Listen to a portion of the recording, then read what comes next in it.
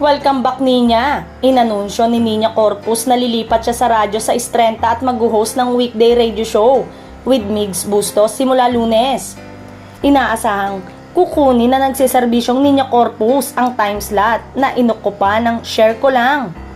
Ito ang magiging tanda ng pagbabalik ni Ninya sa ABS-CBN matapos maglingkod sa government network na PTV4. Sa nakalipas na 3 taon, she was most recent a host of Bagong Pilipinas ngayon on the aforementioned network. Bago yon, 2 dekada ng kapamilya si Ninya bago tuluyang lumipat sa PTV4. Si Ninya ay ang pinakamahusay na broadcast journalist ng ABS-CBN News and Current Affair.